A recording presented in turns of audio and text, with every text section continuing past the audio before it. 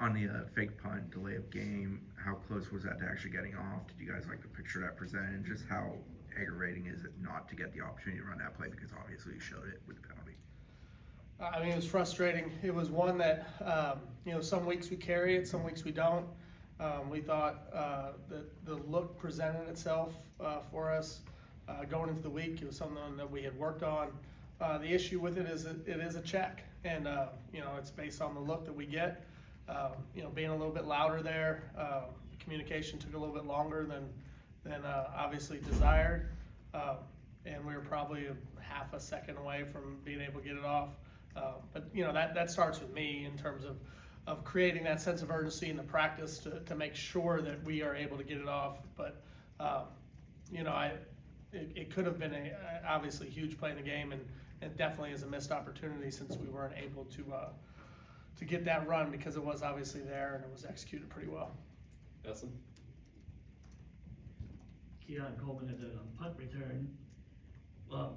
I think he went back on that one, caught the ball, and was able to. Was it just like did he outkick his coverage, or was it just like you guys like the blocking as well? Was a combination of both, or? Probably a combination of both. I mean, obviously their punter had a big night. He has a very strong leg, and we did feel like if Keon was able to go get one, there would be an opportunity to at least get it started. And I thought our guys did a fantastic job blocking. Keon did a great job of setting some blocks up and getting up into the return, and that was a big play in the game.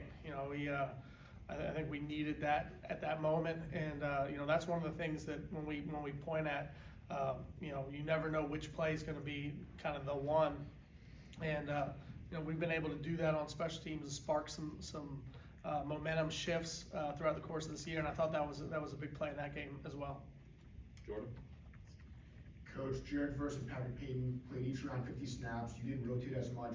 How impressed with you above all about their stamina and the physicality that they played with for continuous 60 minutes? Well, in the first half we did probably rotate more than we did in the second half. There's a lot of things that kind of factor into that. One of them certainly is how long the series are. In the first half, they were able to establish some longer drives, which keeps guys on the field a little bit more than you would maybe like. In the second half, we were able to get a lot of 3 and outs. There's a lot of TV timeout, a lot of media stuff going on in those nationally televised games. So there's a lot of time for them to rest in between series. So I just thought just the sheer number of plays that we played in the second half was what allowed those guys to play more than maybe they would typically play in terms of splitting reps in a game. Court?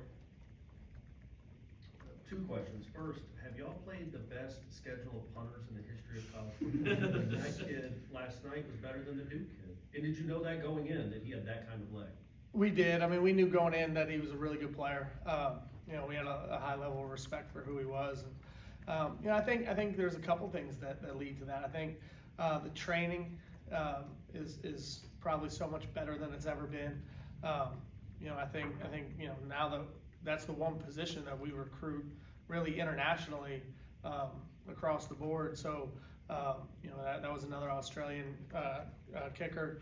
They tend to be older, so like these guys are like men now playing as well. But I think there's a lot that factors into it. But we definitely have seen some really good punters. But I kind of like it from the standpoint that it does allow us to get some returns started. I'd much rather play that and have Keon have 15 yards of space before anyone's there than the guys who's hitting 30 and 35 yards and there's people right on top of them every play. And speaking of that, so the punt right before the safety where it gets down at the 6, when I watched the replay, Keon could have caught it at the 8, and there was nobody even at the 20-yard line. He could have just caught it and run forward for about 10 or 12 yards. Did y'all have a talk after that, and that's why he went and caught the next one? And because it was a very similar situation on the punt return he had. Sure. I mean, I think there was 3 of them that were very similar. There was the one that checked up, and they were able to down it. There was the one that he caught and ran back, but then there was the one that went in the end zone. And really what he was thinking on the one that checked up was that he thought it was going to hit hard enough to go into the end zone. He was trying to draw the touchback out of it. Because, and those are always the toughest calls to make, and like I said before, and I reiterate with him all the time, I trust him. you know, and you know, sometimes he's gonna make a decision that doesn't work out, but that doesn't mean that I want him to second guess some of the decisions he's making. You know, cause I think every week he's getting better and better and more confident. And, you know, you know, he's had 3 or 4 really explosive returns. So, you know, the one I wish we would have fielded, right? That checked up at the 6, but, I'm also glad he didn't field the one that went into the end zone. So there can be a little bit of a catch-22 in terms of that. And, you know, I just want him to make the best decisions he possibly can, because I do trust who he is and his decision-making ability. Ira? We spent a lot of time on a play that didn't matter, that fake punt, but is part of, getting that play off on time, but also not, and you gotta check to it, but not also like looking like you're rushing to a fake or something like that? Is that any part of it at all? No, you know, I think, you know, when you watch, there's a lot of times we have to check our protections, you know, and so I don't think that part would have stood out. I do think probably made a really big point of emphasis with the potential of crowd noise, with being on the road in that environment, of making sure that we over-communicated. Because the worst thing that you can have happen is that not everybody's on the same page in terms of that. And, you know, with all that being said, there still has to be great shot clock awareness. We still have to be able to snap it, and you know, we probably missed it by about a half a second. But you know, I got to get them out faster. We got to operate with a greater sense of urgency. We probably needed to practice it with a greater sense of urgency, although the environment wasn't going to be the same. But there's a lot of things that factored into it. But it was disappointing because it was a missed opportunity in a game where we needed to get that spark, and that may have been able to have been that. Essen?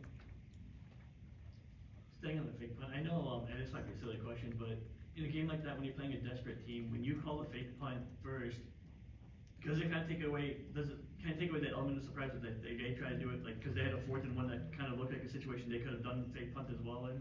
Yeah, I mean, you know, I've heard people say that you want to get your fake or your trick play run before they run theirs, but like being on the other side of it, if somebody else did that, like that doesn't mean that we would have no intention of doing it later on. But you know, 4th and 1, we weren't going to allow that to happen. I mean, we were in our punt safe when they were in that, so we left our defense on the field. You know, and then in terms of just having that opportunity, really, you know, we try to be very aggressive in what we do from a special team standpoint. You know, the reason why we faked the punt in that situation was because the look was there, and it was something that we saw on tape and it was there. The reason why we tried some of the onside kicks and some of the other things that have showed up is because they've presented themselves as being there and taking advantage of the opportunities. You know, so we always want to look for ways to spark, you know, a big play for us. And, you know, when we see those opportunities, we certainly take advantage of them. We'll go to Ira for the last one. Jared was pretty sensational in some sensational plays in that game. What do you think that does for him? I mean, he's not a guy that lacks confidence, but I mean, that's a game that will be remembered individually for him as well. Oh yeah, no, it was his opportunity to make a statement, you know, and kind of have his place and you know, seminal history in terms of big game rivalries. You know, it kind of reminded me a little bit. I thought about it afterwards of how a couple years ago Jermaine had a really big game against Miami, and you know, he was able to get, I think, 3 sacks in that game and really forced a fumble. Kind of really impacted that game. And I felt the same way about that as I did about Jared's game the other day, in terms of here it is in a critical rivalry matchup with obviously a lot higher stakes, you know, because of where things are.